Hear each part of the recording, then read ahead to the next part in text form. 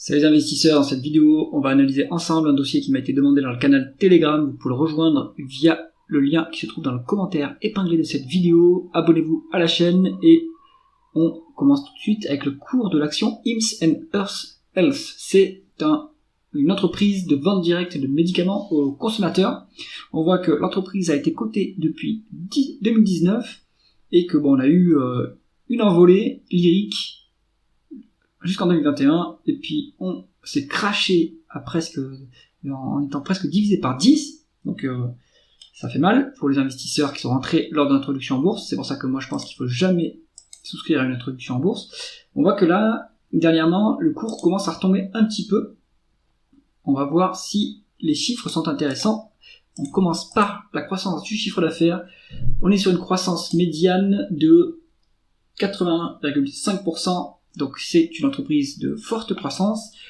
2024 s'est soldé par 70% de croissance quasiment. Donc forte croissance, on s'attend tout de suite à avoir des multiples élevés. On regarde l'évolution des taux de marge. Donc ce qu'on voit, c'est que les taux de marge sont en augmentation, ce qui est bien. Quand on a la croissance, il faut que les marges se maintiennent à minima ou augmentent. Ça veut dire qu'on a de l'effet. Alors d'une part, pour la marge brute, ça veut dire qu'on gagne des parts de marché, qu'on peut monter les prix, ou en tout cas qu'on peut stabiliser les prix avec le prix de revient le plus bas. Ensuite, on a un taux de marge d'EBITDA qui est en hausse à 8,5, alors à 5,63, donc le taux de marge net et le taux de marge d'EBITDA sont inversés. Ça veut dire qu'il y a du résultat financier chez Hims & Hers, donc il faudra regarder ça dans les publications de l'entreprise. On doit toucher des résultats mis en équivalence, donc à vérifier. Taux de marge d'EBITDA à 5,5, taux de marge net à 8,5, donc c'est pas encore des gros taux de marge. Hein. Par contre, le taux de marge brut, lui, il est très élevé, ce qui indique qu'il y a un avantage compétitif significatif dans cette boîte. Ils peuvent maintenir les prix ou monter les prix, ils ont du pricing power. Donc ça, c'est bien. On est rentable depuis pas très longtemps. C'est une entreprise qui n'a pas été cotée depuis récemment. Elle est assez jeune encore, donc c'est pour ça qu'on a atteint dépassé le seuil de rentabilité seulement depuis le début de l'année 2024. Bon, ce qu'on voit ici, c'est que des marges en augmentation avec une forte croissance. Ça, c'est ce qu'on aime voir dans un dossier un peu start-up. Alors, je sais pas si c'est vraiment une start-up cette entreprise, mais ça y ressemble en tout cas. On arrive à avoir des marges en augmentation avec une forte croissance. Donc ça, c'est positif. On continue avec les bénéfices nets et les free cash flow. Donc effectivement, c'est une entreprise qui n'était pas rentable depuis très longtemps. Toutefois, si on zoome sur les dernières années, en termes de free cash flow, on a des free cash flow positifs sur 2024, 200 millions de free cash flow positifs. Donc ça, c'est très bon. Si on compare sur la période écoulée, bien sûr, on a des free cash flow positifs, oui, mais pas de bénéfices nets positifs. Bon, on a atteint le seuil de rentabilité, ça c'est bien. On va pouvoir maintenant générer du cash. Alors, on va regarder le rendement opérationnel avec le rendement des capitaux investis. Donc, ils étaient en médiane, ils sont négatifs sur la période, c'est normal, on perdait de l'argent puisqu'on était une boîte de croissance.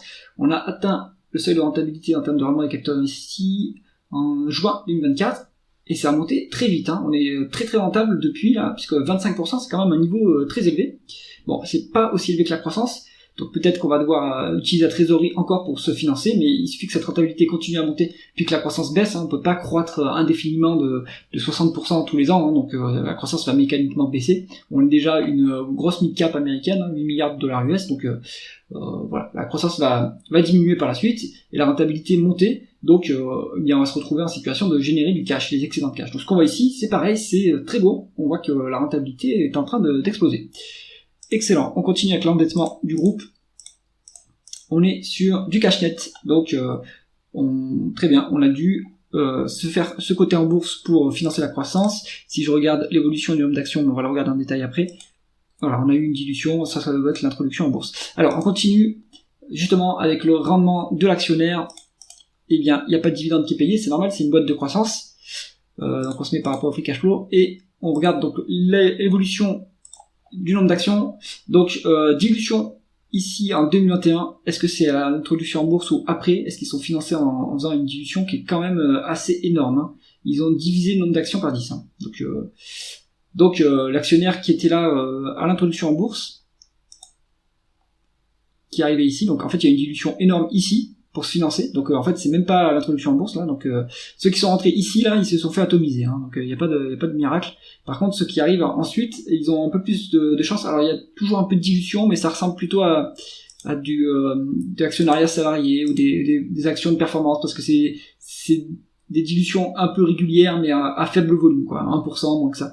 Donc, à surveiller. Ce qui serait bien, c'est que si l'entreprise commence à générer des free cash flow, au moins qu'elle neutralise cette dilution. Bon, ça c'est quelque chose à suivre. Vraiment l'actionnaire positif, c'est curieux, parce que il y a ni rachat d'actions, ni dividende, donc je pense que ce chiffre est faux. Il n'y a pas de rendement d'actionnaire, il y a même un rendement négatif de l'actionnaire, vu qu'on est dilué assez régulièrement. Bon, ce qu'on voit ici, c'est normal pour une société de croissance. On va passer sur une deuxième phase de la croissance rentable, et à partir de là, il va falloir analyser l'allocation du capital du management. On continue avec la valorisation du groupe. On va se mettre en price to cash flow, vu qu'il y a des free cash flow, il n'y a pas de bénéfice net.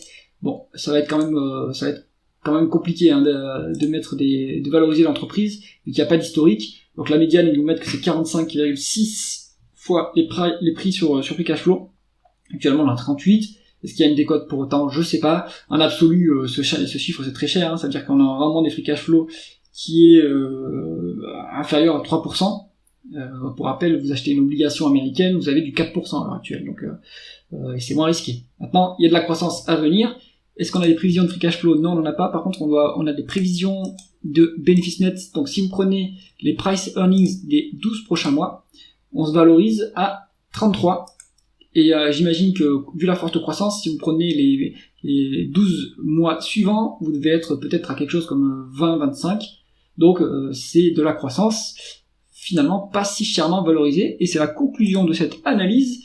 Si vous êtes un investisseur de croissance, mais croissance un peu qualité, parce qu'il y a une bonne rentabilité maintenant, depuis récemment, eh bien, je pense que ce dossier peut être intéressant. Et que, bon, même si vous avez un cours d'entrée qui est pas bon, si vous investissez pour le long terme, mais même le moyen terme, je dirais, 3 à 5 ans, je pense que vous rentrerez dans vos frais.